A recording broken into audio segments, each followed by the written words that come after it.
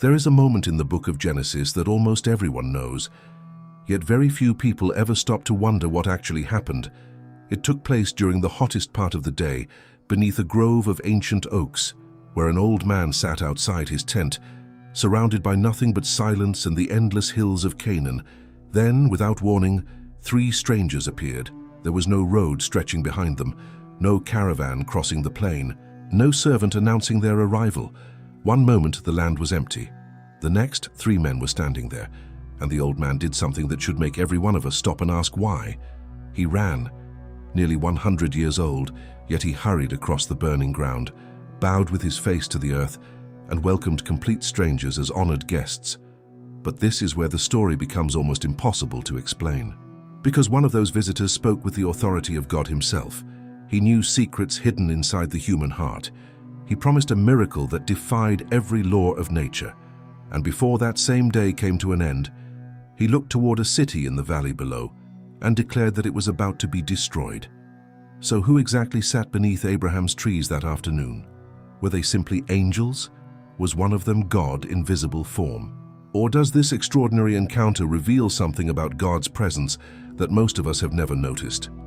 Today, we're going to slow down, step beneath those ancient trees, and experience this remarkable day through Abraham's eyes, because you've heard this story before, but you've never seen it like this. Before we watch Abraham welcome those mysterious visitors, we have to understand something that the silence beneath those trees could never tell us. This wasn't simply another afternoon in the life of a faithful man. It was the end of 25 years of waiting. 25 years earlier, God had called Abraham to leave everything he had ever known, his homeland, his father's house, the familiar roads beneath his feet. He obeyed without knowing where the journey would end, carrying only one extraordinary promise: I will make you into a great nation. At first, those words must have filled every sunrise with expectation. Every passing season felt like it might finally be the one. Every new year brought another reason to believe that the impossible was getting closer. But years have a way of testing even the strongest faith. One by one, the seasons came and went. The tents were moved. The flocks multiplied. Servants were born into his household. Kings rose and disappeared. Children who had not even existed when God first spoke were now grown adults with families of their own. Yet Abraham remained exactly where the promise had left him, without an heir. Imagine carrying a promise for so long that it slowly becomes part of your daily disappointment, not because you've stopped believing, but because you've grown tired of hoping. Abraham had seen God protect him from kings. He had seen miracles. He had witnessed victories that no one could explain. And still, every evening when he looked across his camp, one painful reality remained unchanged. There was no sun. Sarah felt that silence even more deeply. For years she had imagined the sound of a child laughing outside their tent. She had dreamed of tiny footsteps crossing the dusty ground, but time had quietly stolen those dreams away. In a world where motherhood was considered a blessing from God, she carried not only the pain of childlessness, but the quiet weight of wondering if that blessing would ever come. Together, they had reached an age where people no longer planned for the future. They simply learned to live with what would never be, or so they thought.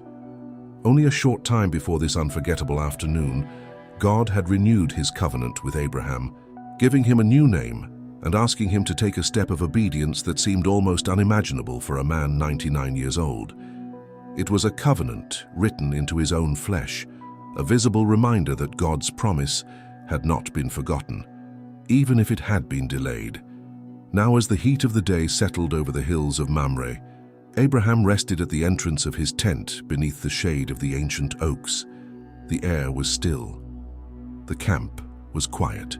Nothing about that afternoon suggested history was about to change, because sometimes God chooses to arrive when life feels its most ordinary.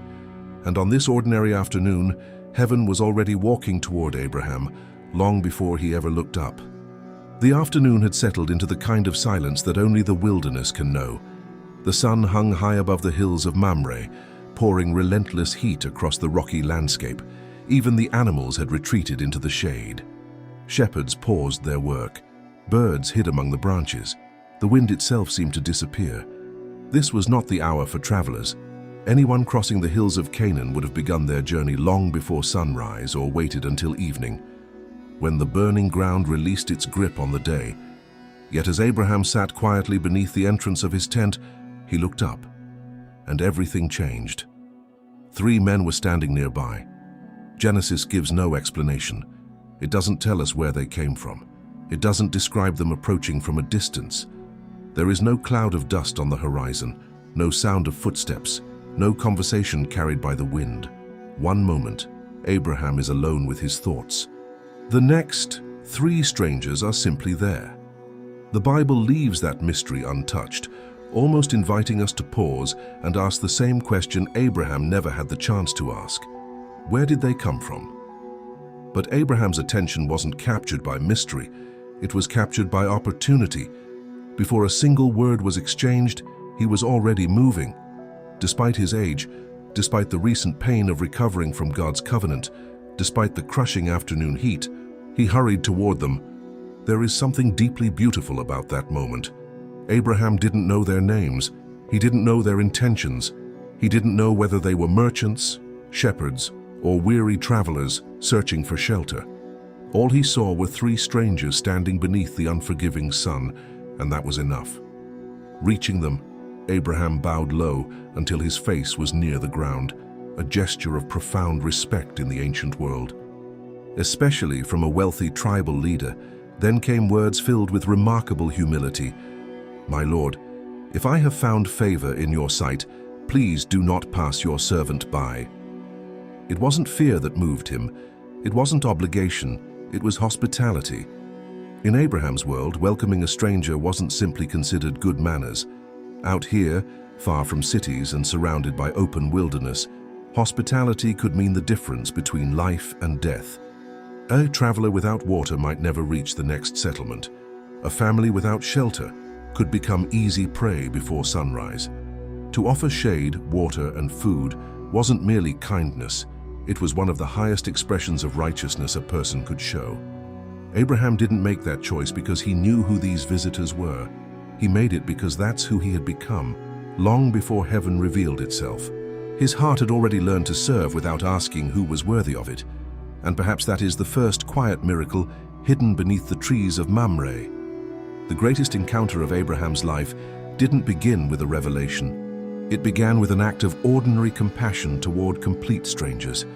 At first, Abraham's invitation sounded almost modest. "Let a little water be brought," he said, "so you may wash your feet. Rest beneath the tree while I bring you a little bread." It was the language of humility, the kind every gracious host used in the ancient world: offer little, then give everything. The moment the visitors accepted, the quiet camp suddenly came alive. Abraham turned and hurried toward the tent. His voice carried through the still afternoon. "Sarah, quickly!" Inside, she looked up from the ordinary rhythm of another day, unaware that history had just stepped into their camp. "Take the finest flour," Abraham told her, "knead it, and bake fresh bread." There was no hesitation, no questions, only movement. Hands worked the dough. The fire was stirred back to life. Fresh bread would soon fill the air with its familiar aroma. But Abraham wasn't finished. He rushed toward the herd himself, searching carefully until he found exactly the calf he wanted. Not just any animal, but one that was young, healthy, and without blemish. It was a costly gift. For families like Abraham's, meat was not an ordinary meal. It marked celebrations, sacred occasions, the arrival of honored guests. He handed the calf to one of his servants, who immediately began preparing it, while the rest of the household worked with remarkable urgency. Everywhere, people were moving.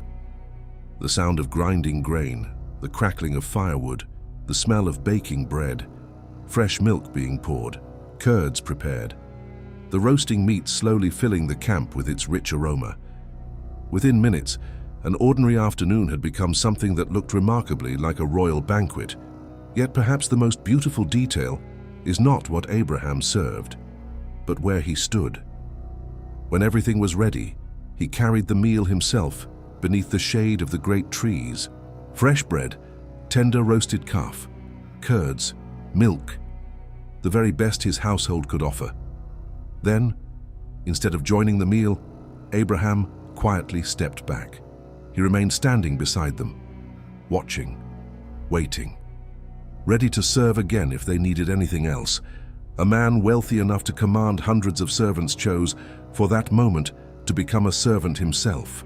It is a detail so small that many readers pass over it, but Scripture doesn't, because true greatness in God's kingdom has never been measured by the number of people who serve you. It has always been measured by your willingness to serve others. And then, the story takes another unexpected turn. The three visitors accepted the meal. They broke the bread, they ate the meat, they drank the milk Abraham had placed before them. Nothing in the text suggests symbolism, nothing hints at illusion. It simply tells us they ate, which leaves us with one of the most astonishing questions in all of Genesis. If one of these visitors truly was the Lord, how could the creator of the universe sit beneath a tree, sharing a simple meal prepared by human hands? It is a mystery that has stirred believers for thousands of years, and before Abraham could even begin to understand who was sitting at his table, one question from one of his guests would change everything. For a few quiet moments, nothing seemed unusual. Three travelers rested beneath the shade. A meal was shared. The afternoon carried on as though it were no different from any other. Then one of the visitors broke the silence. "Where is Sarah, your wife?" The question itself was ordinary.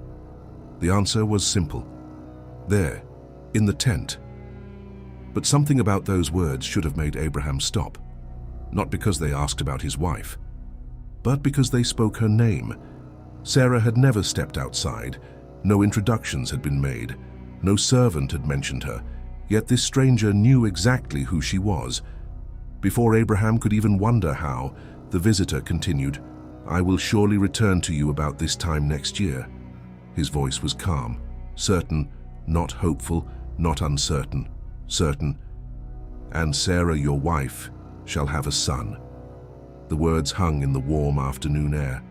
For Abraham, they echoed across 25 years of unanswered prayers. He had heard promises before, many promises, but never like this. For the first time, heaven placed a date on the miracle. No longer someday, no longer in the distant future. 1 year. After decades of waiting, the impossible suddenly had a season. Inside the tent, hidden behind the woven fabric, Sarah had been listening. She wasn't trying to eavesdrop. The entrance of the tent was only a few steps away, and every word carried clearly through the still air. She listened in silence, and then she laughed. Not loudly, not where anyone could hear. It was the quiet laugh people sometimes give when life has disappointed them too many times. A laugh born from exhausted hope. She thought of her own body, of the years that had passed, of every dream that had quietly faded into memory. She loved God. She believed His power. But somewhere along the journey, she had stopped believing that miracle could still include her. She laughed to herself. "After I am worn out, and my Lord is old, shall I really know this joy?" It wasn't mockery. It was the sound of a heart trying to protect itself from one more impossible expectation. Outside, the meal continued. The visitor never turned toward the tent. He never saw Sarah. At least, that's what everyone watching would have believed. Then he looked at Abraham. His expression didn't change. His voice remained gentle, but the next words shattered every natural explanation for who this visitor could possibly be. Why did Sarah laugh? Abraham froze. Sarah's smile disappeared. No one had heard her. No one had seen her. The laughter had never crossed the walls of the tent. It had lived only inside her own heart. Yet somehow, the stranger sitting beneath the trees had heard what no human ears possibly could. And in that single moment, the greatest mystery of the afternoon became impossible to ignore. For a long moment, no one spoke. The afternoon that had begun with the ordinary sounds of a shared meal suddenly felt impossibly still. Sarah remained hidden behind the tent. Her heart raced. How could anyone have heard a thought she had never spoken? The visitor hadn't looked toward her. He hadn't stepped inside. No servant had whispered her reaction. And yet, He repeated the very question she had asked herself in secret. It was as if nothing, not canvas, not distance, not even the silence of the human heart, could hide anything from him. Then came words that have echoed across generations ever since. Is anything too hard for the Lord? It was more than an answer to Sarah. It was an answer to every impossible promise God had ever made. The question carried Abraham back through every year of waiting, every disappointment, every unanswered prayer, every season when God's silence had seemed louder than his voice. Humanly speaking, Sarah's body could no longer bear children. Humanly speaking, Abraham had already reached an age where fathers became great-grandfathers, if they had children at all. Humanly speaking, the story should have ended years before. But throughout Scripture, God has never asked people to measure his promises by human limitations. He asks them to measure them by his faithfulness. Inside the tent, Sarah could no longer remain silent. Fear replaced disbelief. She stepped forward just enough to answer from behind the entrance. I did not laugh. Perhaps she hoped the moment would simply pass. Perhaps she couldn't bear the thought that the one outside truly knew her heart. But the visitor answered with remarkable calm. No. You did laugh. There was no anger in his voice, no humiliation, no accusation, only quiet certainty, the kind that belongs to someone who sees every hidden sorrow, yet loves us enough to speak the truth with gentleness. Years later, that conversation would become one of the most beautiful reminders of God's grace. Because when the promised child was finally born, Abraham and Sarah named him Isaac, a name that means, he laughs. Every time Sarah called her son to come home, every time she whispered his name, she would remember the afternoon when her laughter was transformed, not because God ignored her doubts, but because he fulfilled his promise anyway. Perhaps that is one of the most comforting truths hidden in this story. God's promises are not sustained by the strength of our faith. They are sustained by the certainty of his. Even when hope trembles, even when prayers become whispers, even when disappointment convinces us that the story is over, God is still writing chapters we cannot yet see. But the greatest revelation of that afternoon was still ahead. Until now, Abraham had witnessed an impossible promise. In only a few moments, he would discover who had been sitting beneath his trees all along, and the conversation that followed would reveal not only God's power, but his heart. The meal was over. The shadows beneath the great oaks had begun to stretch across the ground as the afternoon slowly surrendered to evening. The three visitors rose to leave. Abraham, as every gracious host would have done, walked with them beyond the camp. Perhaps he believed this was simply the proper way to say goodbye. Perhaps he expected never to see them again. But before they had gone very far, something remarkable happened. The travelers stopped, together. They turned their eyes toward the Jordan Valley. Far in the distance, beyond the rolling hills, lay the cities of the plain, Sodom, Gomorrah. From where they stood, they looked peaceful, quiet, almost beautiful beneath the afternoon light. Yet the one walking beside Abraham saw something no human eye could ever see. He saw every act of violence hidden behind closed doors, every cry that had gone unanswered, every innocent life crushed beneath generations of corruption. The beauty of the valley concealed a darkness that had already reached heaven itself. Then Scripture does something extraordinary. Instead of simply announcing God's judgment, it allows us to witness what feels almost like the thoughts of God. Shall I hide from Abraham what I am about to do? It is one of the most intimate moments in Genesis. The creator of the universe pauses, not because he needs advice, but because he chooses relationship. God speaks of Abraham not merely as his servant, but as the man through whom an entire nation will one day be blessed.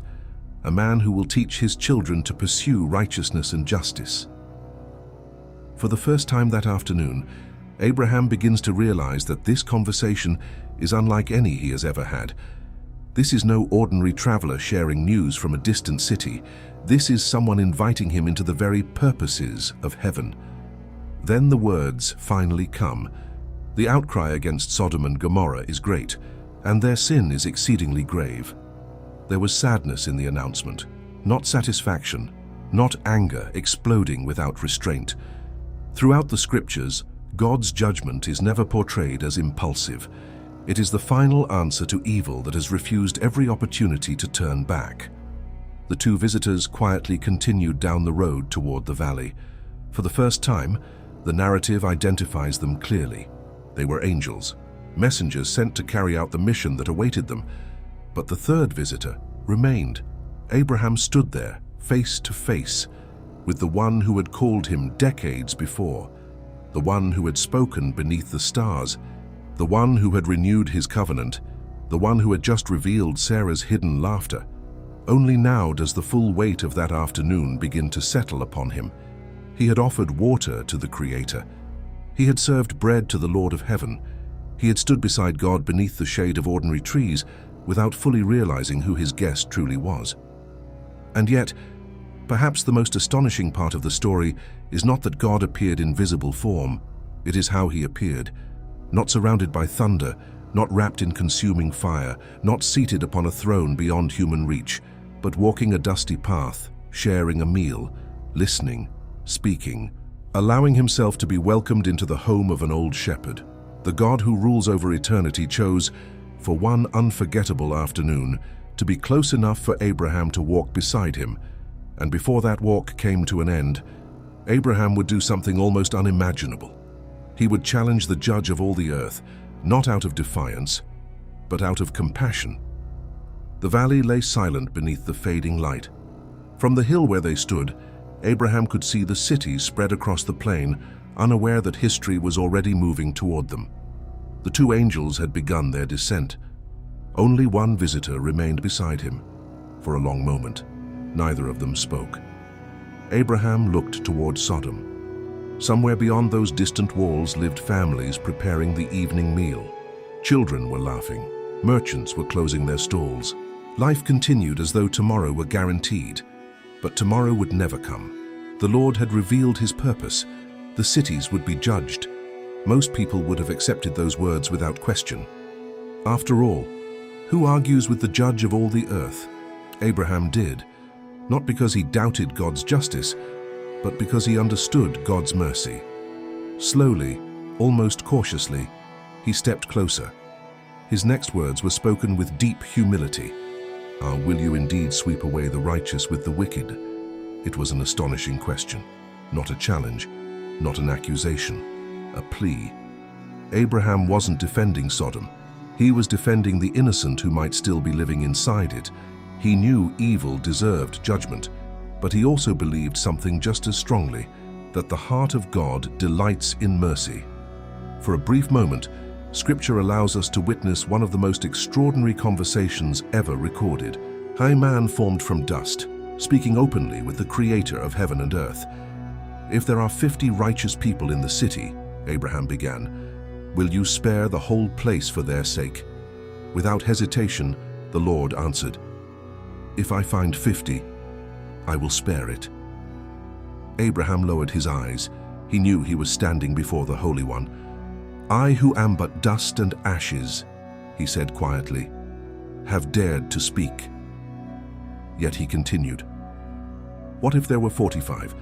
Then 40, 30, 20, 10. Each time, Abraham expected the conversation to end. Each time, God listened. There is something profoundly moving about this exchange. The Almighty never interrupts him, never rebukes him, never says "won't enough."